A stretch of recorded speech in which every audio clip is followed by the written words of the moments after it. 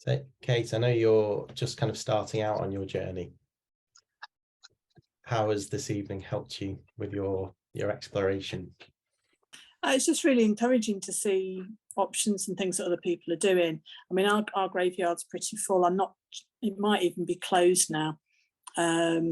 So there isn't much land that isn't filled with stones. So, but we have got like hedge borders and things like that we can maybe look at. But I know that when myself and Claire, who are kind of starting it up, we're looking, and we're not even sure that the churchyard isn't, and the boundary is even owned by the church. We think it might belong to the council or the local authority or something. So yeah, we've got to do a bit of finding out as to what we can do with ground space.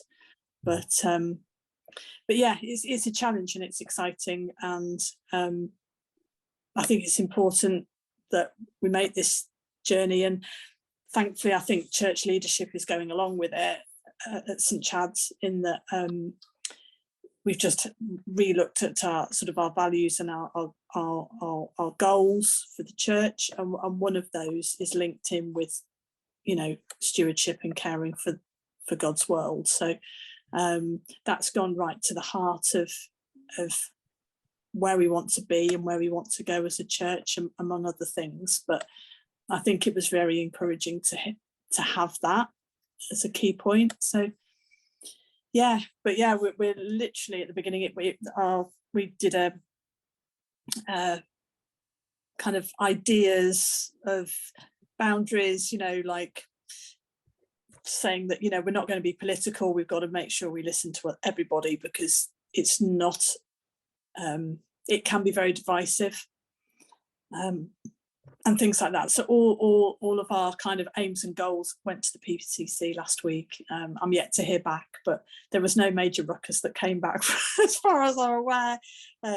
But then, yeah, so the plan is once it had gone through the PCC, we can begin to move forward. So one of the things was for me to come to this meeting tonight and get ideas from you guys and just hear where you're at. And then from there, we've got our own church meeting next week. We can discuss how we get going, really.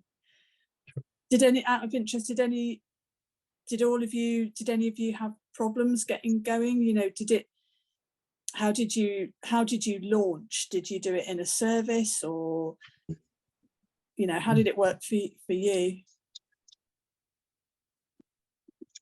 Discussed it with PCC. I happen to be PCC secretary, so I lent on them a bit. We also discussed it at the next APCM as well, and just made sure that the rest of the congregation, such as turned up to the APCM, were on board with it, which they were. And then they basically said to me, get on with it. And that's about the amount of support that I've had, really. It's it's looked on as my project, which is a bit of a shame, because it's not. It should be a community, the church community project. And it feels as though I need to be working harder to get more people on board with me, but I just tend to just get on and do stuff, rather than I'm not a sort of team building persuasive type person, really. And that's what you need.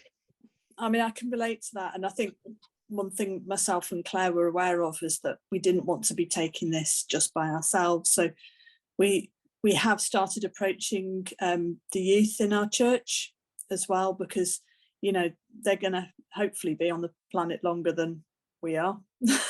But yeah, so and to hear their voice, and yeah, just get them engaged and enthused as well, because then it often brings life, and it then brings the families in by default. So so yeah, we've got a plan. We've got a plan to co-opt some of our youth. Yeah. I think have you got a pond on your plan? A pond? Well, we're not quite sure where we're going to put a pond, but because of the gravestones. Right. We've got a bit of land, as I say, which has got room for a pond, and I want to put a pond in it. But I keep getting these comments: we can't have a pond; people will drown. What? Well, you can put a pond. You can do the that netting stuff that you can buy, or, you know, the fence, the metal grills, you can put them over them so that they that wouldn't be a good idea. It stops the wildlife using it, doesn't it? No, it's big enough. It's big enough Just that the make wildlife can sure get it's- through, and small make sure enough the that thing small isn't children can't fall in. Tries Yeah. your cracker. We've had experience at school and forest school about ponds, and unfortunately, if you don't put some netting, hedgehogs die in them. So they've got to be very, very well managed. But yeah, putting some netting over or something like that is possibly again a lot of this stuff. I think, again, taking the principle of what Nick was saying, is compromise. You know, not everybody in the world has to become vegan tomorrow. But if everyone makes a little bit of a step towards that, then that's the way to go. And I think, you know, that's something that perhaps we need to learn with our congregations in whatever context, is that, you know, a little from everyone is probably better than the vicar getting an electric car or something, you know. Got one of those as well.